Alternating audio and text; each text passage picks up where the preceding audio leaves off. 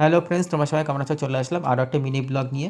তোমরা দেখতেই পাচ্ছ আমি বিকেলবেলা বেরিয়ে পড়েছি বলতে বাজারে যাব।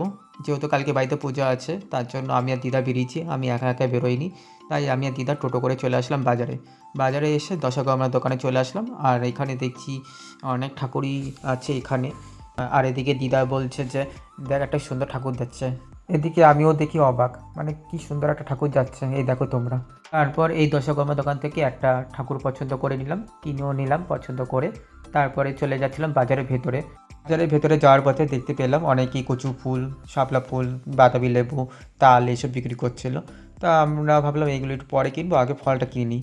তারপর চলে আসলাম ফলের দোকানে এসে দিদা যেই ফলগুলো বলছিল নিতে সেই ফলগুলো নিয়ে নিলাম।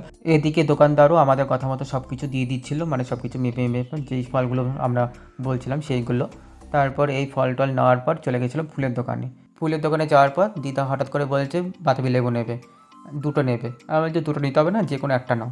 তারপর একটা নিল, আর আমি বললাম যে এই ফুলগুলো দাও। এই ফুলগুলো নিয়ে তারপরে চলে গেছিলাম আম পাতা খোঁজ করার জন্য, মানে সেরকম আম পাতা ভালো পাচ্ছিলাম না বলে মানে খুঁজে খুঁজে নিয়ে আসলাম। তারপরে আরও অনেক কিছুই নিয়েছিলাম, সেইগুলো ভিডিও করতে পারিনি। তারপরে চলে আসলাম বাড়ি। এই যে, চলো আজকের জন্য এটুকু। সবাই খুব ভালো থেকো, আবার দেখা হবে নেক্সট কোনো মিনি ব্লগে। টাটা।